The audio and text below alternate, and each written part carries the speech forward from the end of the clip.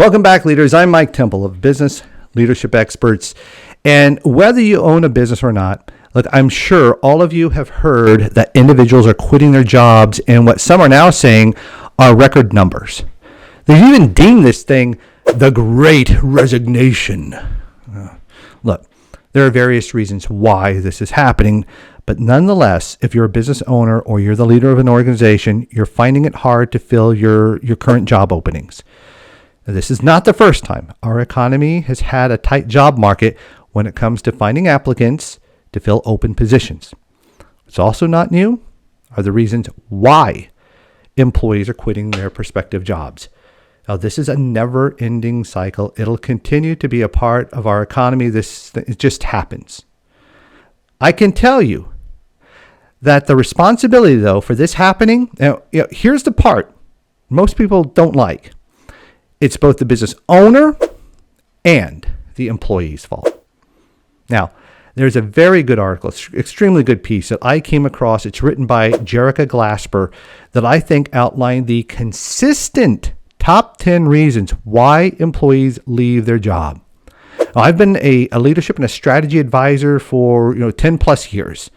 Before that, I was a business owner myself. My observations align with hers. But where do I get my data? Right there. See that? Hope you can see that. Here. That's a picture of my client notebooks. I take copious notes of almost every individual client meeting and always of my strategy sessions. See, that's about 13 volumes full of client meetings. I'm probably finishing up volume 14 right now.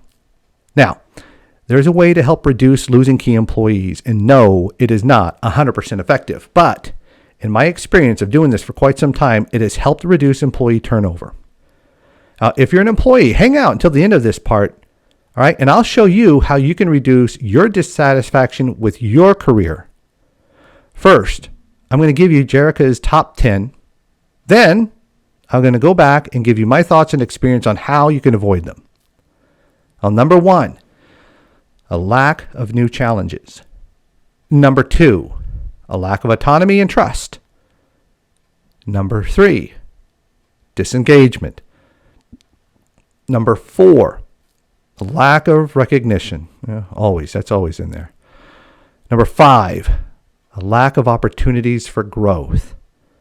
Number 6, bad management from supervisors and their leadership teams. Number 7, concerns about the stability of the business. Now, this has probably happened over the pandemic that we experienced a few years ago, and it always happens in new startup companies. It's just a part of the environment. Number 8, stress and overwork, especially for remote workers. Now, they experienced this during the pandemic, and they may experience it even more so as we move to some organizations or move into a hybrid workplace. Number 9, a negative work environment. Number 10, lack of communication. Now, leaders, to help overcome this, there are a few things that you can do. And it's tied to company strategy and creating company culture. You heard me right. It's the foundations. It's the company strategy and your culture. Let me tell you what I mean. Company mission. Your mission describes why your company exists and what you're trying to accomplish. Your mission should start to attract people to the company why. That gives them a bigger picture of what they can be a part of. You need to communicate on a consistent basis what the company mission is. All business decisions are funneled through the company mission. Company vision. Let's talk about this. Your vision outlines where you are going and when you plan to get there. Vision addresses your growth objectives. And moving towards your growth objectives should create both new growth opportunities, see how that works, and new challenges. Here is where you assign specific accountabilities and goals to individuals. Employees, they need to know, not randomly, but specifically what they're accountable for and how they will be measured for success. This allows them to know how they fit into the big picture. This gives you an opportunity to cut down on disengagement. They need to be trained to a certain level of expectation on how to execute their function. Now, once you've trained them to a certain level, you need to be able to step back, and yes, you can make training adjustments towards what they are accountable for. By training towards what they are accountable for, this helps establish some trust between the leadership team and the employee and should lend itself to more autonomy over time. You're going to have to step back and trust your employees. When an employee hits their objectives, listen, they need to be recognized for that achievement. It's not a small thing. It's a big thing. They need recognition. Heck, when the overall company objectives are hit, the organization should pause and celebrate those accomplishments.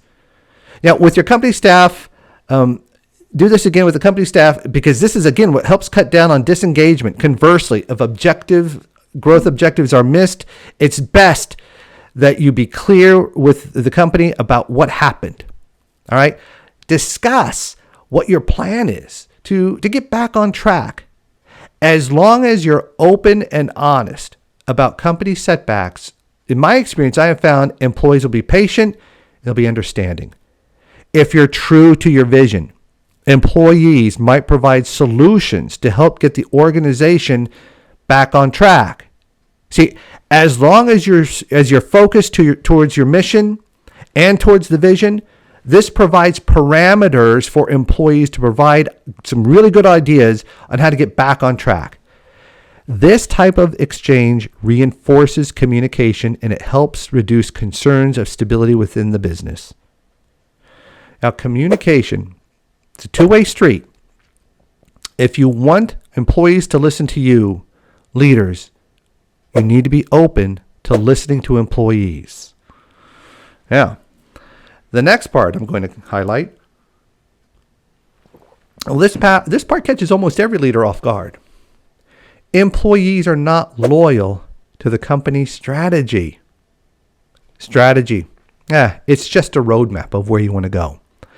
Employees, they're loyal to the culture.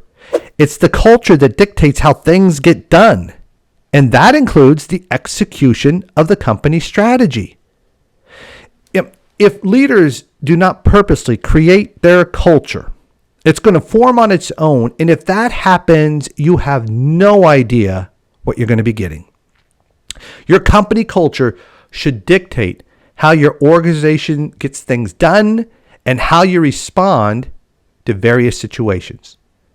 Culture is a set of actions and attitudes that can be displayed and recognized. Your company values should be so important that you hire based on your values.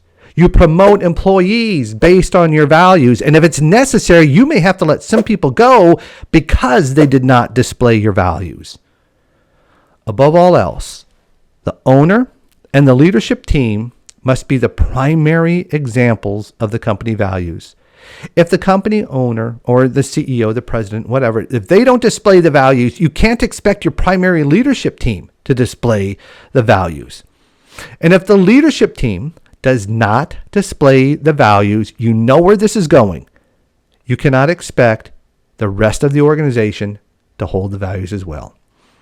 It's imperative that you hold each other accountable to those values by purposely creating your company values and then holding each other accountable to them. This helps cut down on poor leadership and a negative work environment.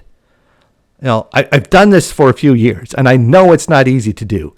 That's why so many employees, though, are disenchanted with their current work environment. Leaders, right now, more than ever, it's important that you develop your strategy and that you purposely create your values. Employees, let's address your part in this cycle. What you have to realize here, not every organization is created to fulfill your life's work or what your calling in life is. That's on you.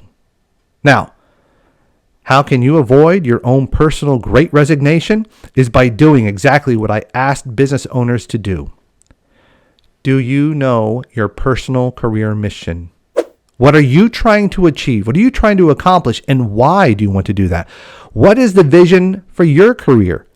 Where do you want to be in 3 to 4 years? I know it's kind of a cliche, but it's true. Where do you want to be? What position do you want? What salary are you going to be striving for? Do you know your core principles, and can you articulate those actions and attitudes to them? If you don't know the answer to those questions, I tell you what, it's okay. All right. Sometimes it just takes a while to discover the answers there. But if you don't know your personal mission and vision, you really can't expect your potential employer or your current employer to do so as well. You can't hold them to the standard if you're not willing to do it. In the event that you do know what your personal mission and your vision and your core values are, may I suggest that you ask your prospective employer or your current employer, all right, what the organization's mission and vision is. Ask what their company values are and if they can articulate specific examples as to what their values look like. Now, look, be leery here of some cookie cutter responses to these questions. When I say cookie cutter, I mean answers to their company mission, some generic stuff such as we strive to take care of our customers. Who doesn't? Or to be the industry leader in, fill in the blank. Cookie cutters to answers of the company vision would be something like, in 3 years, we want to be the market leader, or to grow to, some obtuse number of revenue. When you ask about company culture, look for something that's unique rather than something that is, that everybody else says.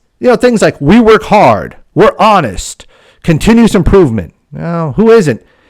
Now, if you can see the value in the company mission and how you can contribute to the vision and their values align with your values, congratulations, you've found a match. But as I mentioned before, whatever standard you hold the organization to, you in turn must be able to hold yourself to the same standard. As we ask organizations to reinvest in themselves, I strongly encourage employees to invest in themselves by exploring what their personal vision, mission, and core values are. Leaders, thank you so much for watching. Now, I'd like to hear from both sides, leaders and employees. I'd like to hear from you. What have your challenges been during this time of the Great Resignation? Until next time, I'm Mike Temple, Business Leadership Experts, and I want to thank you so much for watching.